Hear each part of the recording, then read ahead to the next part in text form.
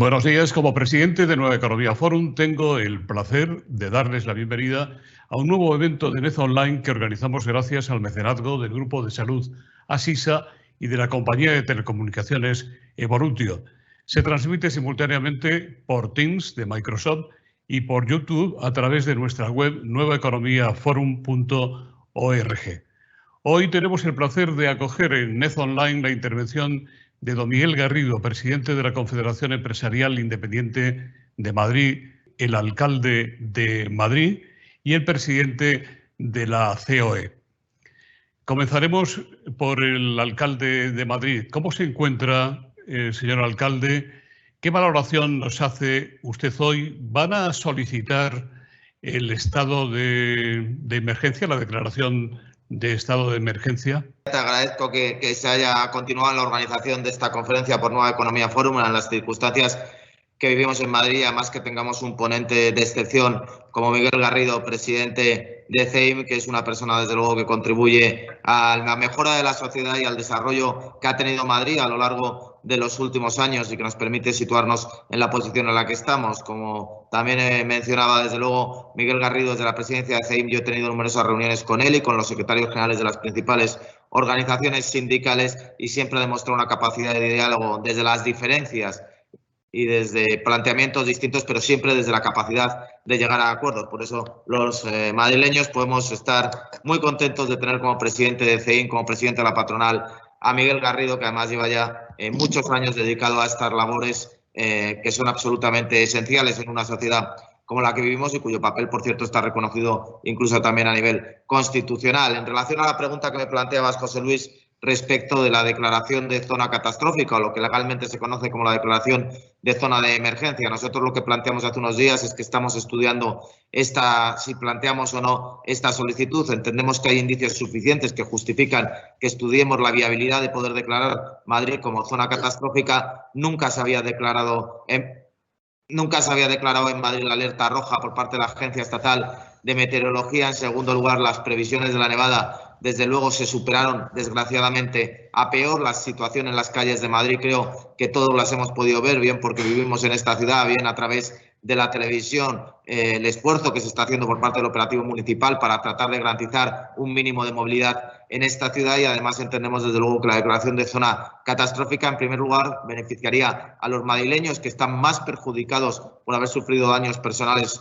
o materiales. A nadie se le escapa, por ejemplo, la situación en la que se encuentran miles y miles de vehículos en la ciudad de Madrid, o también muchos edificios que han sufrido daños como consecuencia de la nevada y del peso acumulado y que podrían ver agilizadas sus gestiones y sus trámites. En segundo lugar, también a sectores económicos fuertemente castigados y golpeados ya durante la pandemia, pero que en este caso esta tempestad de nieve, ayer lo decía el representante de la Asociación La Viña, que solo en la hostelería se calculaban 70 millones de euros de pérdidas. O en segundo lugar, también en el ámbito comercial, era el primer fin de semana de rebajas. Somos conscientes también del castigo que tiene el sector comercial en la ciudad de Madrid, tanto las grandes superficies, pero también el pequeño y mediano comercio, tan determinante de lo que es la propia esencia de esta ciudad y que tenía en esta ventana de las rebajas pues, la esperanza de poder aliviar en un tanto la situación y que podrían acceder a líneas de subvenciones y avales si se acordara la declaración de zona catastrófica. Y en tercer lugar también al propio ayuntamiento, que estamos incurriendo en una serie de gastos extraordinarios como consecuencia de esta tempestad de nieve, al mismo tiempo que también estamos haciendo un estudio de las diversas infraestructuras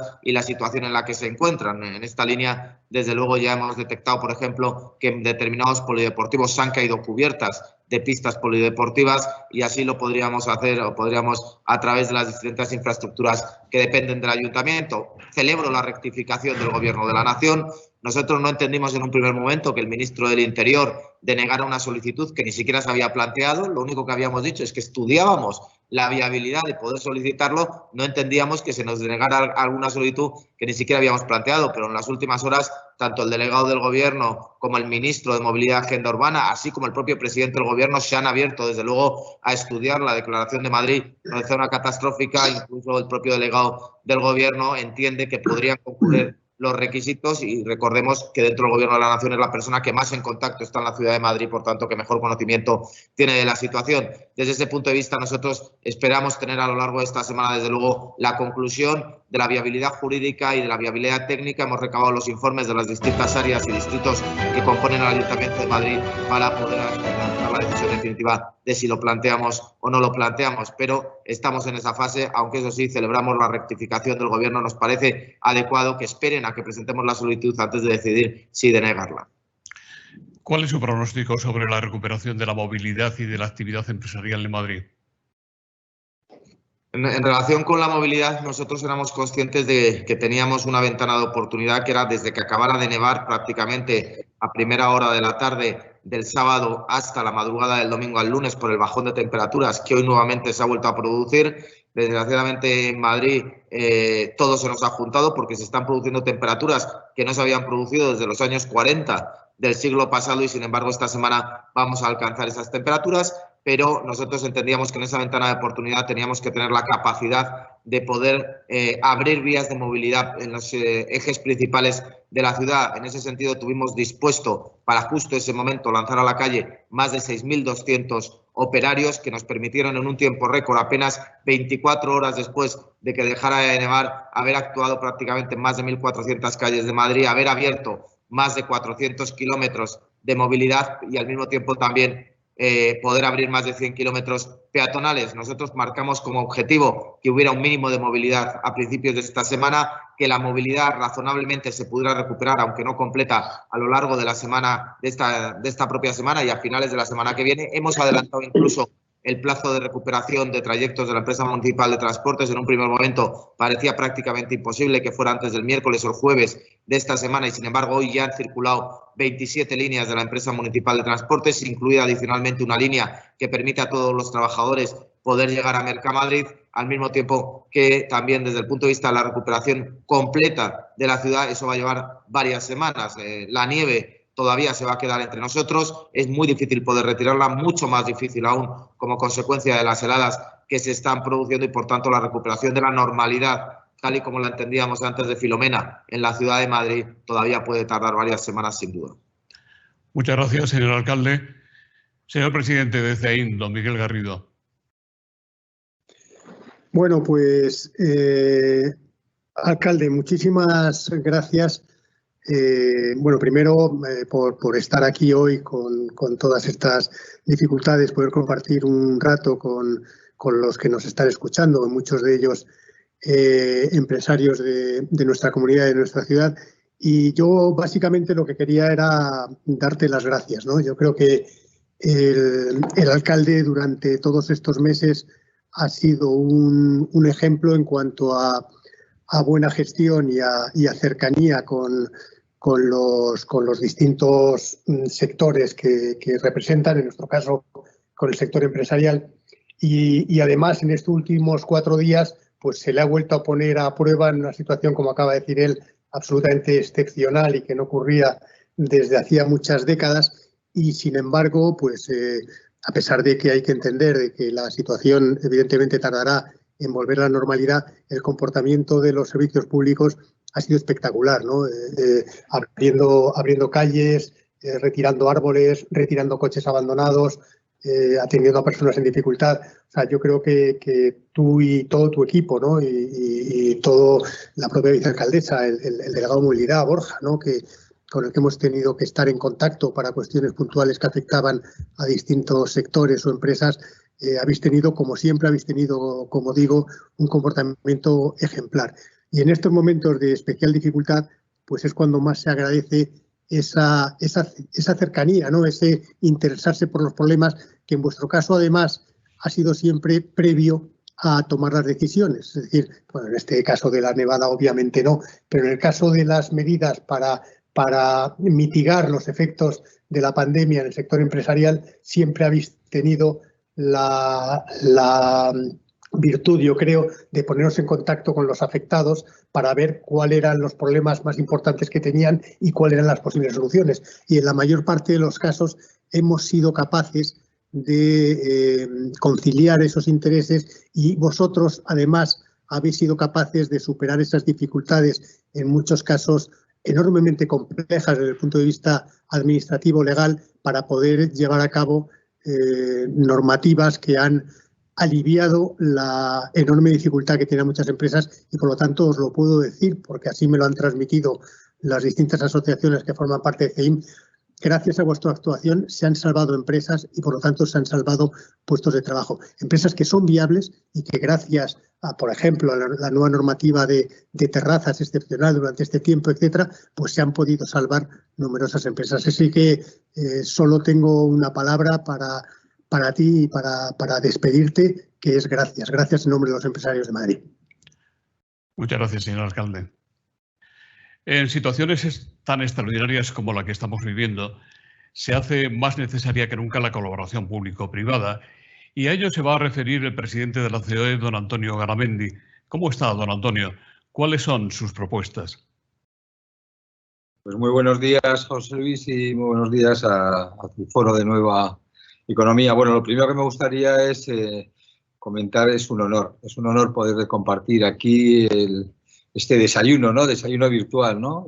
Con el presidente CEIM, con Miguel Garrido, que aparte de ser un gran presidente de los empresarios de Madrid, tiene una gran experiencia y está dándolo todos estos días, toda esta responsabilidad que lleva encima, pues trasladar. Es un gran amigo, llevamos muchos años conociéndonos y en estos momentos ya con algo más edad y peinando canas, pero bueno, ya teníamos y estábamos en el mismo equipo en los jóvenes empresarios, así que seguimos siendo y seguimos teniendo la misma ilusión. Así que, Miguel, lo primero, muy buenos días y gracias por dejarme participar en tu desayuno y agradecerte en nombre de todos los empresarios españoles tu labor, no solo como presidente de CEIM, sino también como vicepresidente de la COE.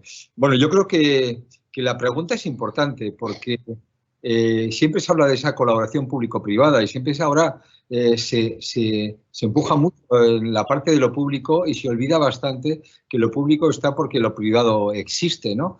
Nosotros ya durante la pandemia hemos trabajado con el proyecto de ayuda, se demostró ampliamente cómo las empresas fueron muy ágiles con la llegada de los EPIs, con la logística y en un planteamiento puro de colaboración generosa y sin ningún problema para trabajar por y para todos, ¿no? En estos momentos también, y Miguel lo puede comentar porque también es un proyecto CEIM, a través de la Fundación hemos firmado con la Comunidad de Madrid, con el Ayuntamiento de Madrid, el plan Sumamos, Salud más Economía, donde las empresas también nos hemos ofrecido para colaborar, para participar.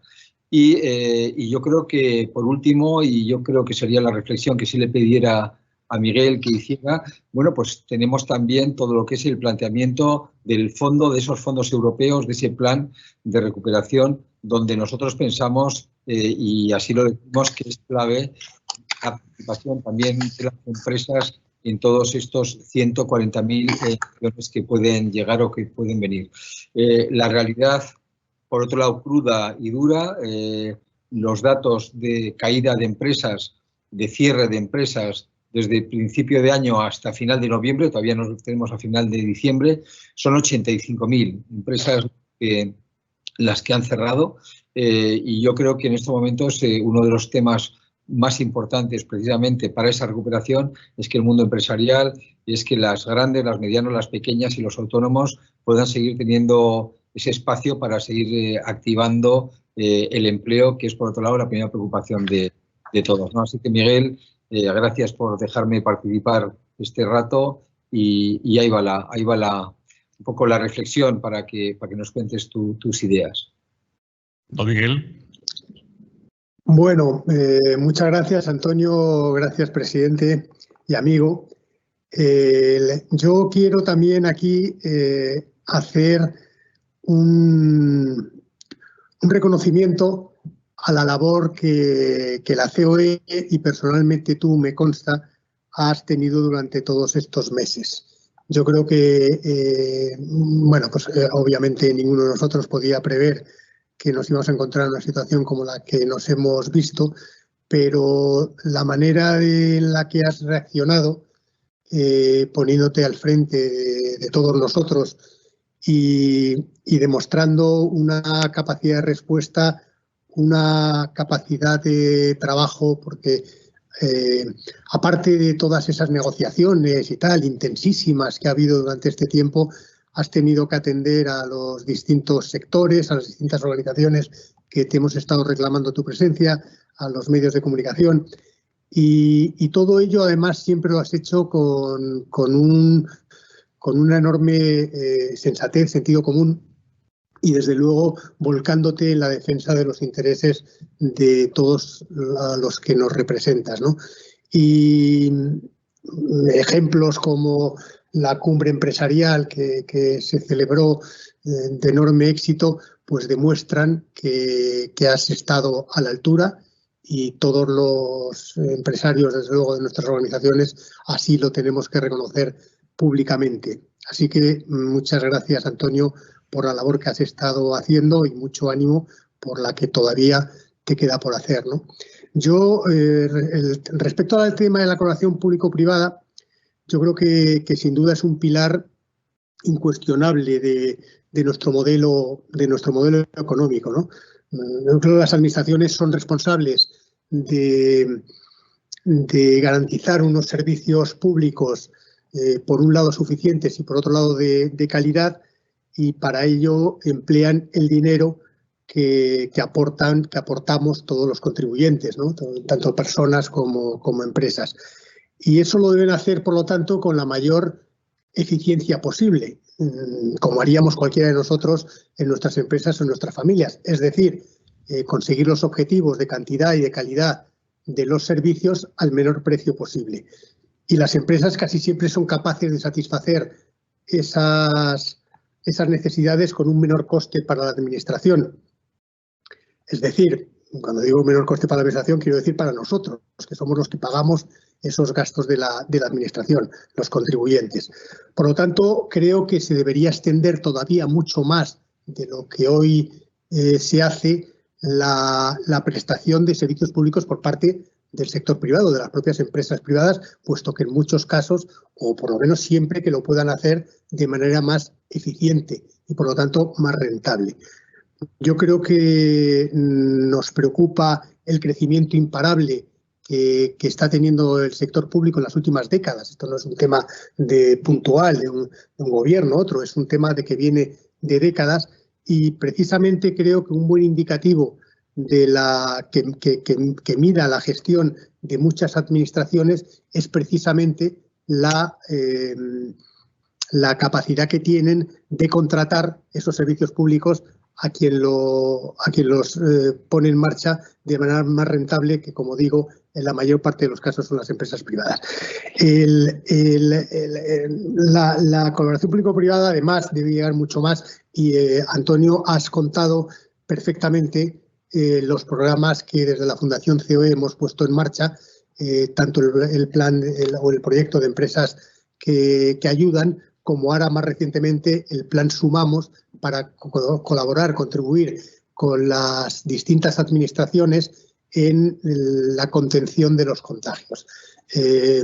Hemos tenido la oportunidad de comenzar ese plan en Madrid, porque el Gobierno de la Comunidad de Madrid fue el primero que nos lo demandó, y nosotros, en este caso, lo que hacemos, en su momento, en marzo, todas las empresas, o muchas empresas, se pusieron inmediatamente a disposición de la sociedad para ayudar. Como has comentado, en ayudas algunos pusieron dinero, otros recursos, otros capacidad de compra, otros logística, transportes, en fin, cada uno a su manera. Yo, por mi especial relación con el mundo de la hostelería, pues conozco infinidad de casos de restaurantes que el día siguiente a ser cerrados por decreto, y olvidando el gran problema que tenían encima, se pusieron inmediatamente a trabajar para facilitar comidas, etcétera, a los sanitarios, a los más desfavorecidos, a los vulnerables, etcétera.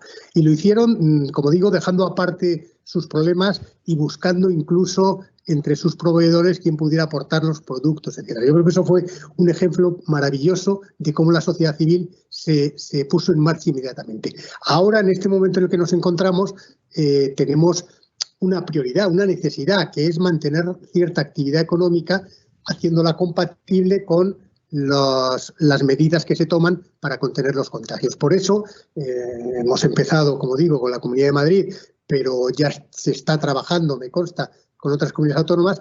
En la Comunidad de Madrid, en el ámbito sanitario, la Consejería de Sanidad, le preguntamos qué podemos hacer y la Comunidad de Madrid nos dice que su primera prioridad son los test y, por lo tanto, nos ponemos en marcha para un plan de diagnósticos entre los empleados de las empresas. Ya había grandes empresas que cada cierto tiempo realizaban test a sus trabajadores según se iban incorporando a los puestos de trabajo. En ese caso, lo que hemos hecho es que se reportara para que el Servicio Público de Salud tuviera y pudiera utilizar esos datos. Además, hemos conseguido que ya otras grandes empresas, pues hemos animado a ello, se incorporen a realizar estos test. Y para aquellos que no tienen esa capacidad, pues lo que estamos es poniendo en marcha los centros temporales. El primero ha sido en Mercamadrid, que es un sitio emblemático en Madrid, porque pasan 8.000 personas al día por allí y porque es un lugar que tiene la gente mucho contacto con otras personas y, por lo tanto, mucha posibilidad de contacto.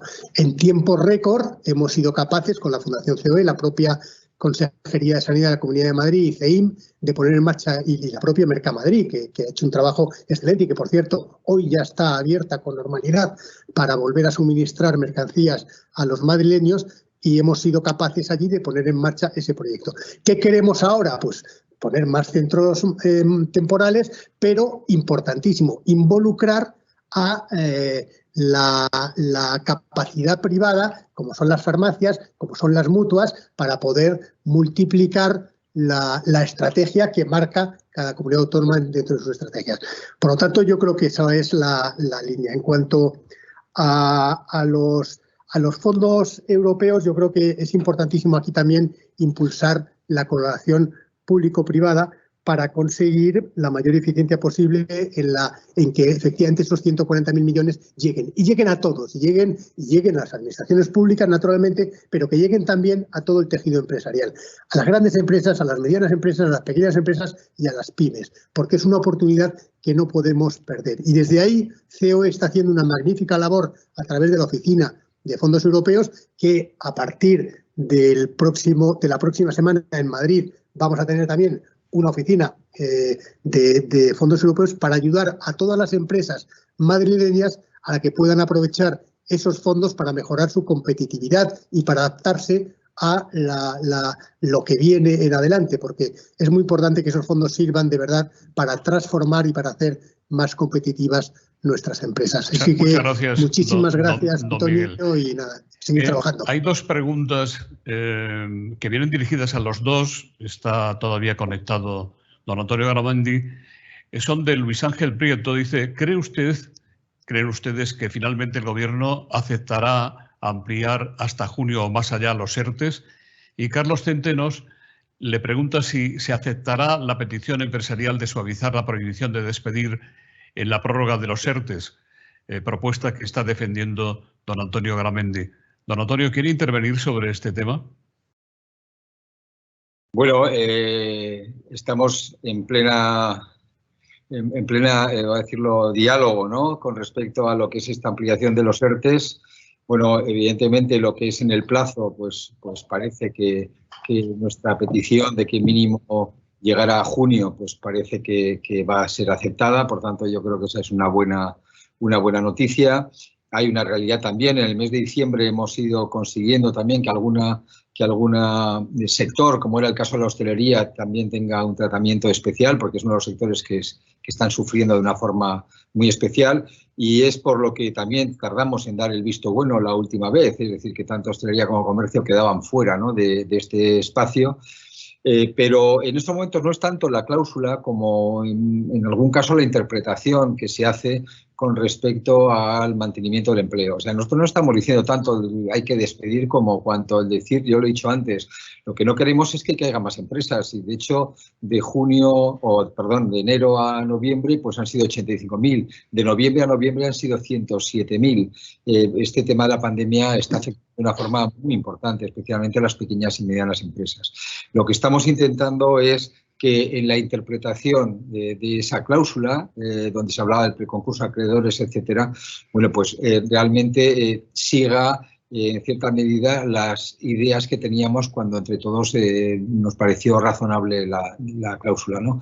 Vamos a ver, todavía tenemos unos días donde estamos trabajando y bueno, yo creo que los ERTEs han demostrado que es una herramienta muy importante, que nos guste o no nos guste, yo lo digo siempre, cuando empezamos en marzo estábamos hablando de un problema de liquidez en las empresas y en este momento estamos hablando de un problema de solvencia. Liquidez es que te pueden prestar dinero y tienes capacidad de devolverlo, y solvencia significa que estás ya, pues nunca mejor dicho, muy ahogado y que no tienes esa capacidad. Por tanto, los ERTE son fundamentales para los trabajadores, pero también para las empresas. Vamos a ver cómo va. Estamos, insisto, en plena negociación y, desde luego, nuestra parte, y Miguel lo conoce bien, es pactista y es sobre todo por bien de las empresas, y la verdad es que las empresas necesitan una seguridad precisamente para seguir adelante. Y cuando digo empresas, y Miguel lo reflejaba antes también, estoy refiriéndome a las grandes, a las medianas, a las pequeñas y también a los autónomos, por supuesto.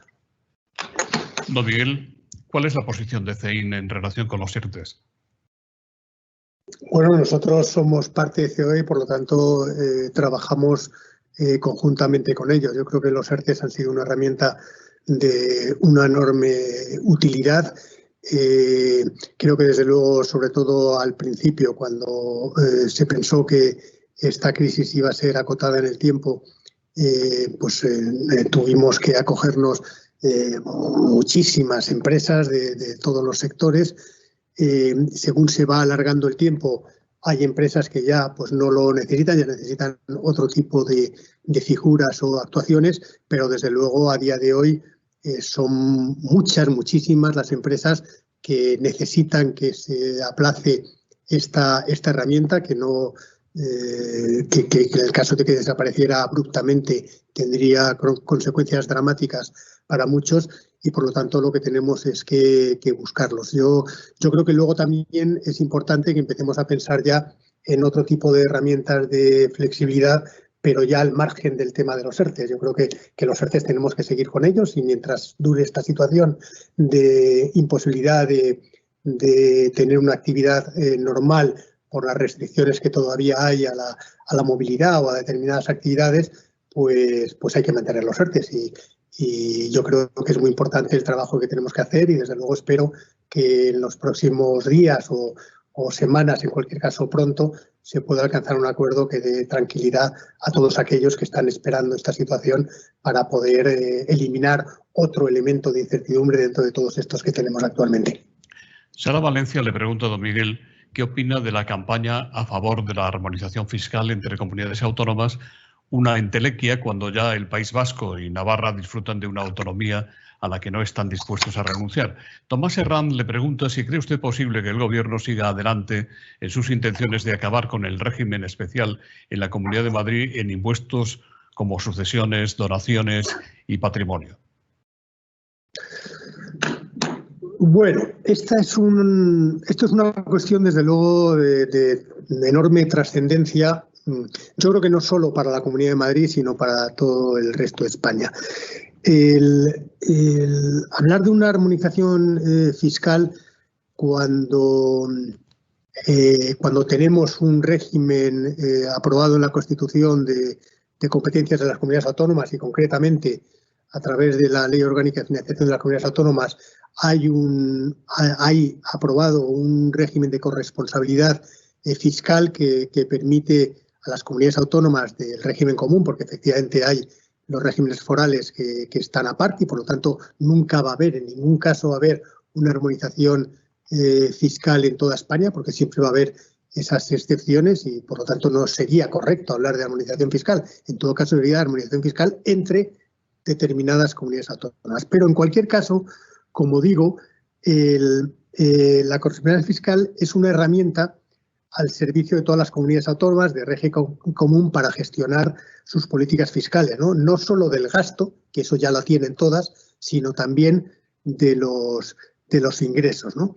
Y yo creo que eso permite precisamente evaluar la eficiencia de la gestión de las distintas comunidades autónomas, ¿no?, al hacer uso de sus competencias. Y creo que eso es lo que más perjudica a los malos gestores, que se pueda comparar y que, por lo tanto, en el caso de que haya una armonización fiscal, pues se podría, al hacer café para todos, ¿no?, y todos tienen que tener los mismos impuestos, pues se podría ocultar a los contribuyentes el que se puede gestionar mejor, ¿no?, y que se puede dejar más recursos en manos de las familias y las empresas, y eso a la vez ser más eficiente. El caso de Madrid, claro, deja al aire las vergüenzas de algunos, ¿no?, porque yo creo que la política fiscal de Madrid en los últimos años ha permitido situar a la Comunidad de Madrid como la de mayor PIB de España, no ya PIB per cápita, que desde luego lo lleva siendo desde hace mucho tiempo, en este caso actualmente el 36% superior a la media, pero además, como digo, ya en el PIB de España, a pesar de tener bastante menos población que otras comunidades autónomas, pues tiene el mayor porcentaje de PIB, concretamente en un 19,5%. Además, genera el 15,7% del empleo nacional y atrae del orden, va cambiando cada año y tal, pero del orden del 70% de la atracción de inversión extranjera en España recae en la Comunidad de Madrid, entre otras cosas, sin ninguna duda, por la política fiscal madrileña, ¿no? Y luego la Comunidad de Madrid ha demostrado que, además, bajando impuestos, además se genera más recaudación y además se puede conseguir que la Comunidad de Madrid sea precisamente la más solidaria con el resto, concretamente el 68% total del Fondo de Garantía de Servicios Públicos Fundamentales, ¿no? Concretamente la aportación de Madrid es de 19.000 millones de euros a ese fondo. La siguiente comunidad, que es Cataluña, son 10.000 millones de euros, ¿no? También le permite mantener el déficit público por debajo de la media nacional, un menos 0,3% frente al menos 0,6% de la media española. Le permite también tener una menor deuda pública en las comunidades autónomas como digo, de régimen general, tener este es un dato importante, tener una menor incidencia de la economía sumergida en España, en la economía sumergida en España, que todos sabemos que es una lacra, pues en el caso de Madrid es el 14%, por cierto, muy alto, y hay que trabajar para rebajarlo tampoco, pero la media nacional es del 25%. Por ejemplo, la Comunidad Valenciana, que es uno cuyo presidente permanentemente está reclamando la armonización fiscal y que Madrid suba sus impuestos, pues tiene una economía sumergida de un 22%. A lo mejor debería dedicar más tiempo a luchar para que aflorar esa economía excesivamente sumergida que tiene en su comunidad autónoma, ¿no? Y además en Madrid esa política fiscal ha permitido mantener unos servicios públicos de calidad y reducir la tasa de riesgo de pobreza en estos últimos 10 años. Esto es muy importante porque otras comunidades no lo han hecho y, de hecho, la media nacional no ha ocurrido así. Por lo tanto, yo creo que esta política fiscal y esta corresponsabilidad fiscal lo que hace es demostrar quiénes son buenos gestores y quiénes, al revés, no hacen otra cosa que subir y poner impuestos. Un solo ejemplo. En Cataluña hay 15 impuestos autonómicos, en Madrid hay 3. Señor Garrido, ayer usted pidió ayudas urgentes, rebajas fiscales y flexibilidad para mitigar los efectos del temporal. Rosario Rivas le pregunta si realmente ha habido ayudas directas a las empresas por el COVID, de modo que tenga usted la esperanza de que esta vez vayan a hacerle caso en sus demandas. Bueno, esto, claro, nosotros ayer, una vez más, y desde luego nos queremos sumar aquí a la petición que ha hecho el alcalde de declarar zona catastrófica o zona de emergencia, se llama ahora, para facilitar la posibilidad de que se obtengan ayudas para los perjudicados, para las administraciones, para hacer frente a los medios que tienen que emplear para volver a retomar la normalidad, y a las empresas para mitigar las tremendas pérdidas que pueden tener, ¿no? y que luego podríamos detallar, ¿no? Mire, sobre este tema de las ayudas directas hay una polémica. Yo escuché a la vicepresidenta tercera, me parece que es del Gobierno, la señora Calviño, que en una entrevista en la radio en directo le preguntaron por este tema, las ayudas directas, que los empresarios decían que no hay ayudas directas, y ella dijo, ¿cómo no va a haber ayudas directas? Ayudas directas son los ERTE, son los ICOs, y claro, pues está muy equivocada, evidentemente. Los ERTEs, los ICOs, como hemos dicho, las propias moratorias en el pago de los impuestos, han sido herramientas útiles y necesarias y beneficiosas, y aplaudimos, por lo tanto, el que se pusieran en marcha, pero no son ayudas directas. Es decir, un ERTE es que a una persona parcial o totalmente que no puede ir a trabajar por las restricciones que hay desde alguna administración, pues la empresa no le paga durante ese tiempo y tiene una exoneración en el pago de la cotización a la seguridad social, que no siempre es del 100% ni mucho menos, de hecho casi nunca es del 100%.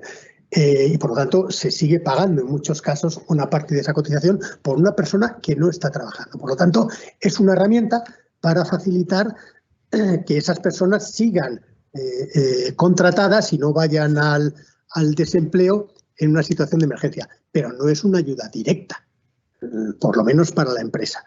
Y no haya los ICOs, ¿no? Los ICOs que también fueron fundamentales para dotar de liquidez en un momento en que se podía suspender la cadena de pagos y eso tiene unas consecuencias dramáticas para el tejido empresarial y para la economía general española, pues los ICOs fueron útiles, pero los ICOs que al final avalan a la entidad financiera para que preste a la empresa o al autónomo es un préstamo, es decir, es algo que ha sido útil, como digo, pero que la empresa tiene que devolver. Y quien tiene garantizado es la entidad financiera que una parte de ese dinero lo va a recuperar a través de los fondos del ICO. Pero el empresario que adquiere y que se compromete a través de un contrato con la entidad financiera para recibir esa cantidad, la va a tener que devolver. Es decir, no es un dinero que te regalen, no es una ayuda directa, es una ayuda financiera, no una ayuda directa. Y nosotros lo que queremos y lo que nos gustaría es que aquí se tomaran las medidas que se han tomado en países como Francia, como Alemania, como en Italia, etcétera, que es una compensación directa a las empresas por las cantidades que han dejado de facturar debido a las obligaciones para el cumplimiento de los estados de alarma. Eso sí que son ayudas directas y eso son lo que en algunos casos se necesita, porque estamos en una situación de emergencia. Es decir, yo soy una persona profundamente liberal en mis planteamientos y creo profundamente en el mercado, pero ante una situación de una alerta como la que ha habido, un estado de alerta donde se ha cerrado el mercado, es decir, se ha impedido por disposiciones legales absolutamente justificadas, pero por disposiciones gubernamentales, se ha impedido la actividad, se ha impedido el mercado. Y por lo tanto, al no haber mercado, sí que es necesario una reactivación, unas ayudas para compensar esta situación y mantener el tejido empresarial. Porque nosotros consideramos que la mayor ayuda social, el mayor escudo social es el empleo. Lo que tenemos que procurar es que ayudar a la gente a través de mantener sus empleos. Y lo que es muy importante es que ninguna empresa viable, naturalmente, ninguna empresa viable, por esta situación extraordinaria, pueda desaparecer y con ello llevar a más personas al desempleo y agravar la situación en la que nos encontramos. Por lo tanto, yo creo que actualmente lo que se necesita es un plan nacional de rescate a pymes autónomas. Yo creo que por parte de las comunidades autónomas, ayuntamientos, como hemos dicho antes, se han hecho esfuerzos. En el caso de la Comunidad de Madrid hay importantes ayudas a autónomos, a pymes que han tenido ceses de actividad, pero todas estas ayudas, que desde luego son muy importantes y necesarias, son insuficientes. Y lo que se necesita, como digo, es un plan nacional de rescate a pymes autónomos con ayudas directas que sean suficientes para todos aquellos que han perdido esa actividad y de esa manera poder sostener el empleo y volver a generar crecimiento, riqueza y empleo a medio y largo plazo. Muchas gracias. Fernando Martínez, vicepresidente ejecutivo de la Fundación Universidad Empresa, por el chat de Teams le pregunta, desde la Fundación Universidad Empresa queremos preguntarle, ¿cuál es la postura de CEIN respecto al talento joven en estos momentos tan complicados para su incorporación al mercado laboral? Bueno, pues yo creo que desde luego esta es una cuestión absolutamente oportuna y muy importante, ¿no?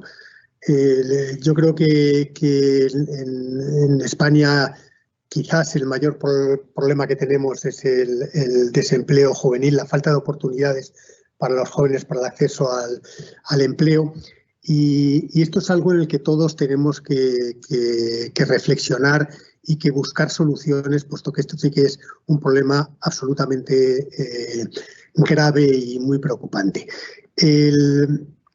La situación, este problema ya venía sucediendo, ya teníamos un problema anterior a la pandemia, pero desde luego a raíz de la pandemia se ha agravado, puesto que mucha de la normativa, por ejemplo, que estábamos hablando antes de los ERTEs, en el caso también de los ERES, hay cláusulas por las cuales no se pueden incorporar a nuevas personas a la empresa, ¿no? O sea, si estás en tu empresa con un ERTE, pues no puedes contratar a nuevos profesionales. Y esto está cerrando la puerta a decenas de miles de jóvenes que han terminado su formación, ya sea profesional o universitaria, y que en estos meses se hubieran incorporado al mercado de trabajo.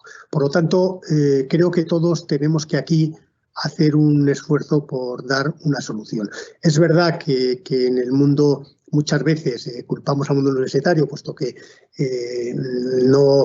siempre decimos que en muchos casos hay demanda de determinados perfiles profesionales que no se pueden cubrir, puesto que no salen preparados al mercado de trabajo una vez terminada su formación, pero esto es una responsabilidad de todos, no solo de las universidades. Yo creo que tenemos que trabajar conjuntamente mucho más. Nosotros, dentro, como sabe bien Fernando, en CEIM somos patronos de la Fundación Universidad Empresa, estamos enormemente involucrados en sus programas, puesto que una de las labores más importantes que tiene es ayudar a las empresas a incorporar talento a través de los contratos en prácticas, que en muchos casos se hacen a medida para las empresas para buscar soluciones concretas a las necesidades en cuanto a la incorporación de ese talento. Por eso nosotros queremos animar a las empresas, queremos que sean valientes,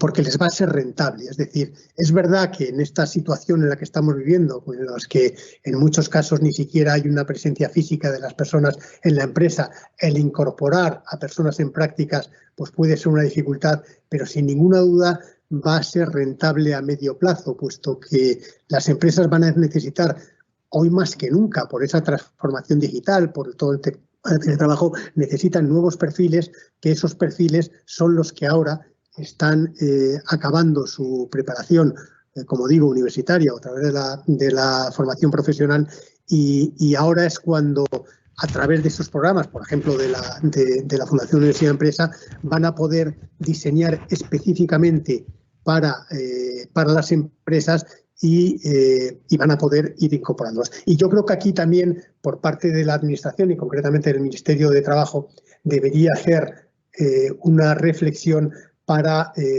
ayudar a facilitar esa entrada. Es decir, por ejemplo, cuando se habla de las subidas, o la última subida importantísima del salario mínimo interprofesional, pues supuso una barrera de entrada todavía superior a los jóvenes, ¿no? Hay que tener en cuenta que cuando un joven termina sus estudios, tiene un hándicap terrible, que es la falta de experiencia, que además solo se puede solucionar empezando a trabajar. Y por lo tanto, ese primer contrato de una persona para adquirir experiencia debería estar incentivado para quitar ese miedo o ese coste excesivo, porque hay que tener en cuenta que esa empresa está invirtiendo en una persona y está colaborando en su formación, porque se compatibiliza, como saben, los estudios posgrado con el trabajo en la empresa.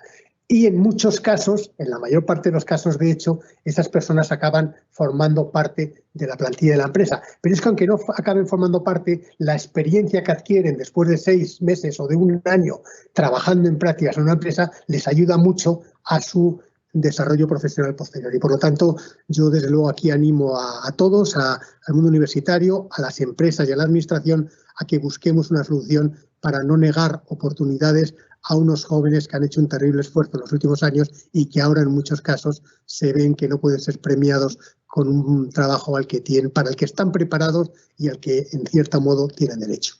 Gracias, señor Garrido. Manuel Rodríguez, secretario de Política Institucional de Comisiones en Madrid, le pregunta si han solicitado desde CEIN ayudas al gobierno regional en relación con el temporal Filomena. Bueno, gracias Manuel, gracias por estar aquí esta mañana, porque somos viejos conocidos en las mesas de negociación. Hasta hace poco más de un año, estando en secretario general, pues compartíamos numerosas ocasiones de negociaciones. Hemos como digo, compartido muchos momentos, algunos tensos, otros, la mayor parte de ellos enormemente productivos y fructíferos, y siempre hemos acabado alcanzando acuerdos. Por lo tanto, Manuel, a ti, a tu organización, a Comisiones Obreras, igual que a UGT, pues os quiero agradecer esa disponibilidad que tenemos siempre. Nosotros actualmente estamos evaluando las consecuencias de este temporal Filomena, ¿no? Y ya podemos adelantar que desde luego el impacto que va a tener, sobre todo en algunos sectores, va a ser enorme. El que haya coincidido con el primer fin de semana del comercio, un comercio que lleva castigadísimo desde hace 9 meses y que cada vez que parece que va a empezar a ver la luz, pues vuelve a sufrir otra bofetada, ¿no? Y en este caso, como digo, en un fin de semana clave para las ventas, que se haya paralizado absolutamente la actividad por el temporal, pues ha sido, como digo, un palo durísimo, y por lo tanto pensamos que la hostelería ya ha hecho su cálculo, ¿no? Que lo ha comentado antes el alcalde, de una previsión de pérdida de 70 millones de euros. El comercio creo que todavía no, pero también serán cuantiosas y por lo tanto indudablemente van a necesitar ayudas y nosotros las reclamaremos. Y por eso nos sumamos a la petición de que se solicite primero por parte del Ayuntamiento la declaración, y de otros ayuntamientos de la Comunidad de Madrid, la declaración de zona catastrófica, y después, desde luego, reclamaremos a las distintas administraciones con las cuales ya estamos hablando. Yo con el consejero de Economía en estos 4 días no he parado de hablar y por lo tanto, buscaremos formular para intentar ayudar a los sectores afectados. Joaquín Pérez, secretario general de USO, pregunta por el chat de Teams. ¿No cree que el Gobierno se equivoca con un planteamiento tan parcial de acuerdos como el del salario mínimo, dejando de abordar otras cuestiones que urgen más en relación especialmente con la coyuntura de la COVID? Bueno, no he escuchado muy bien la pregunta, pero me ha parecido entender que era que por qué se estaba centrando en algunos temas por encima de otros más importantes, ¿no? O sea, del SMI, por ejemplo, en medio de otros asuntos de más trascendencia. Bien, yo creo que del SMI, por una cuestión de calendario, se tenía que tomar una decisión antes de final de año. En este caso se tomó la de el aplazamiento, pero que a mí me conste no se ha destinado demasiado tiempo a esa negociación, ¿no? Yo creo que ahora la negociación básicamente está en el aplazamiento de los ERTEs, en la renovación de los ERTEs que tienen el vencimiento el día 31 de enero, me parece que es, y eso es lo que está centrado ahora. Pero yo también creo que es muy importante que nos empecemos a sentar para temas más estructurales. Es decir, todos estos temas, y he dicho que los ERTE son importantes, pero son coyunturales, obedecen a una necesidad puntual en la cual llevamos trabajando ya muchos meses, pero sigue siendo todavía un tema temporal. Yo creo que es preciso que empecemos a considerar los asuntos estructurales, las reformas que necesita nuestra economía para ser competitiva ante los nuevos tiempos, ¿no? Y bueno, me consta que ahora tienen que llegar otros temas, otras negociaciones de asuntos que están ahí todavía pendientes, como el tema de la igualdad, etcétera. Pero yo creo que es momento de plantearnos el mercado de trabajo. La dualidad del mercado de trabajo en España es difícil explicar, ¿no? Y nunca acabamos de entender por qué somos el país o uno de los países siempre, ahora el mayor, de mayor tasa de paro, tasa de desempleo y además el de mayor temporalidad, ¿no? Que esto es un poco absurdo. Y eso es porque en España hay una parte de los trabajadores de sus contratos enormemente protegidos y otros enormemente precarios. Entonces lo que tenemos que buscar es, con tiempo, con calma, con altura de miras, con responsabilidad, buscar qué fórmulas podemos poner en marcha para modificar ese sistema que está visto que no funciona, dotar de la flexibilidad que necesitan las empresas y dotar también de la seguridad que necesitan los trabajadores. Yo creo que esto no es fácil, pero es importante que nos pongamos a trabajar. Y eso sí que es materia de una negociación importantísima en la que yo creo que debemos involucrar no solo los agentes sociales, sino toda la sociedad, porque esto es un tema de importancia para la sociedad y, por lo tanto, también los grupos políticos, etcétera. Gorka Kenner, delegado de la Generalitat de Cataluña en la Comunidad de Madrid, dice: hay un consenso generalizado, al menos en las patronales de Cataluña, sobre la extensión del periodo de carencia de los ICOs. Pero ¿cuál es su opinión sobre las tasas de interés que se han venido aplicando a estas operaciones? Bien, el tema de los ICOs, como digo, es un instrumento que fue de una enorme utilidad durante las primeras semanas, meses del confinamiento, ¿no? Y de la paralización de la actividad que conllevó para fundamentalmente no suspender la cadena de pagos y que no generara eso un colapso del sistema financiero español, ¿no? Puesto que si las empresas empezaban a dejar de pagar, las propias administraciones, las pymes, los proveedores, los subcontratistas, etcétera, acababan la gente evidentemente sin pagar a las entidades financieras y eso podía colapsar el sistema financiero. Por lo tanto, el que se pusiera en marcha un plan como los ICOs, desde luego, fue muy importante. A mí, como he dicho, no me gusta que se manipule en virtud de la propaganda el que se han dado a las empresas tantos miles de millones por los ICOs. No se ha dado nada, se ha avalado y se acabará dando lo que resulte finalmente fallido. Porque si yo no pago un ICO que ha sido concedido, por mucho que tenga el aval del Estado, a mí me van a exigir la devolución del 100%, del 100%. Y yo soy responsable de la devolución del 100%. Y si no pago el 100% de lo que me han prestado, va a tener consecuencias para mí y para mi empresa. Dicho lo cual, claro, ante la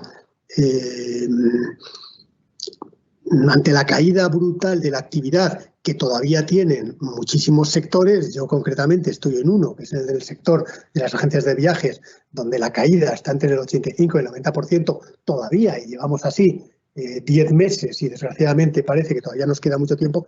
Es evidente que al terminar el periodo de carencia de un año, pues no va a haber posibilidad de devolver esas cantidades. Y por lo tanto, cuanto antes se aclare las nuevas condiciones y se extiendan más allá el periodo de carencia, el periodo de amortización de la deuda, pues mejor para todos. Porque estas cosas lo que hay que ir eliminando incertidumbres. Yo creo que lo que necesitan las empresas, lo que necesitan los inversores es confianza y esto genera una enorme intranquilidad. Y luego, respecto a los tipos de interés, pues bueno, yo creo que aquí ha habido de todo. Hay un mercado financiero que funciona, que yo creo además que es muy importante felicitar y aplaudir la labor de las entidades financieras durante este tiempo. Hay que considerar que en muy pocas semanas se tuvo una actividad frenética de poner a disposición de empresas y de autónomos esa cantidad de dinero, y eso lo hicieron en unas condiciones dificilísimas de movilidad las entidades financieras, y yo creo que ahora lo que es importante es, desde luego, que se cumpla la legalidad en ese sentido y por lo tanto, que se actúe conforme a las normas que hay, en este caso, de un mercado financiero enormemente regulado.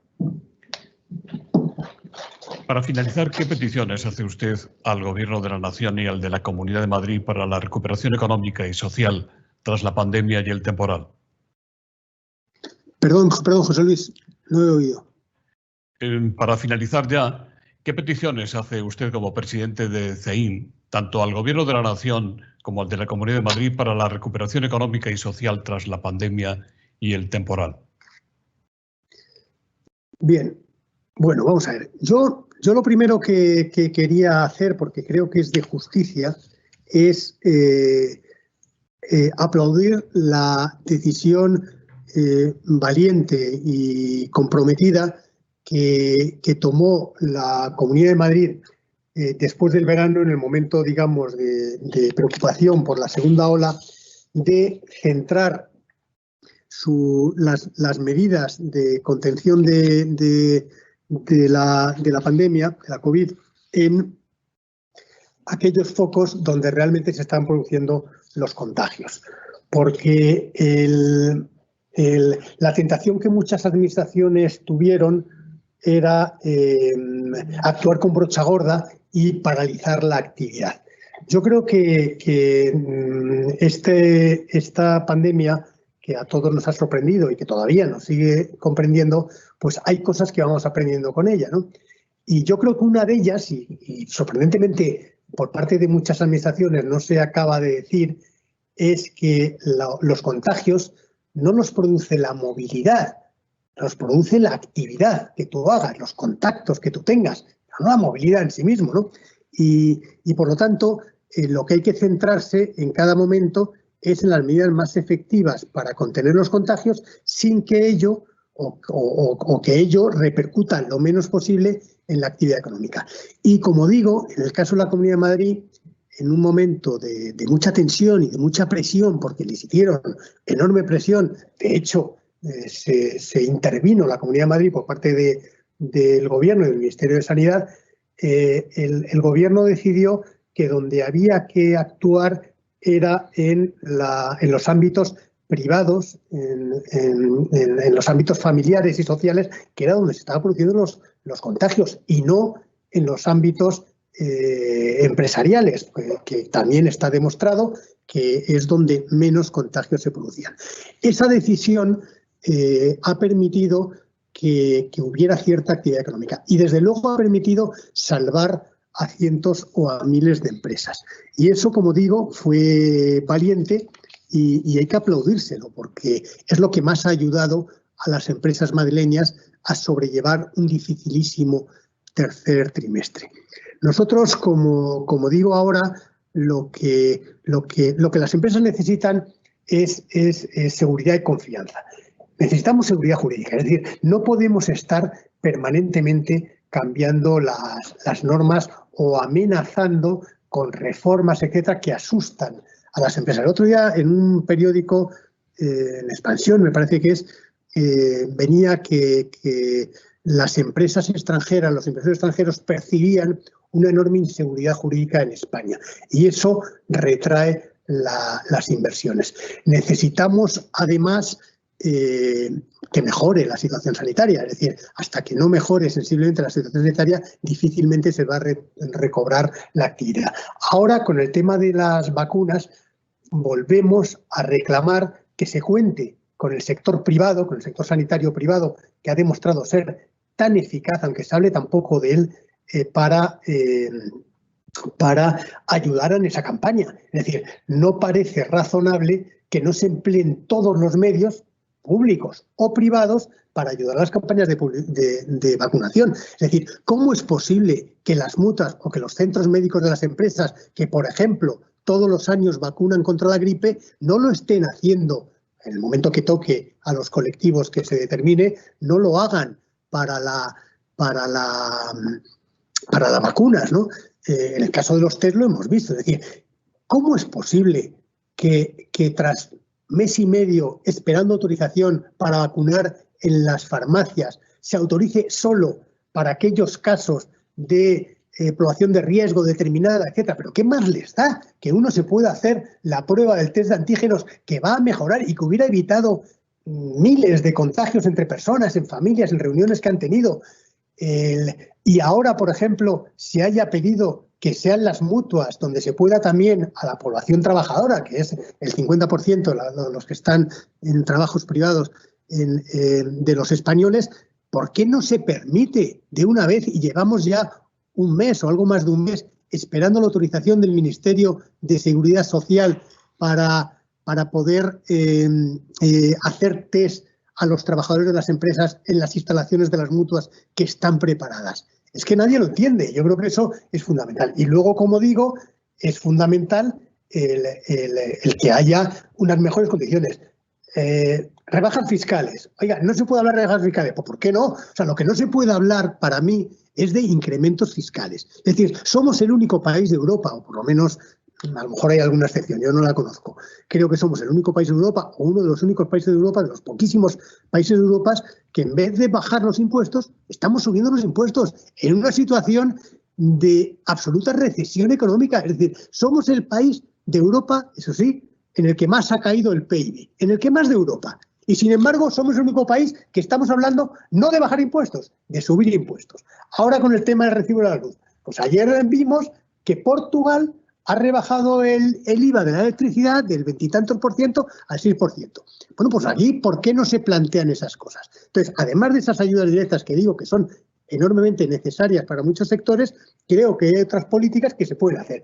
Y, naturalmente, se puede priorizar los gastos. ¿Por qué no está hablando nadie de eliminación de gastos superfluos de tantas administraciones, de tantos servicios de consejeros, de asesores, de tantos ministerios como nuevos como se han creado?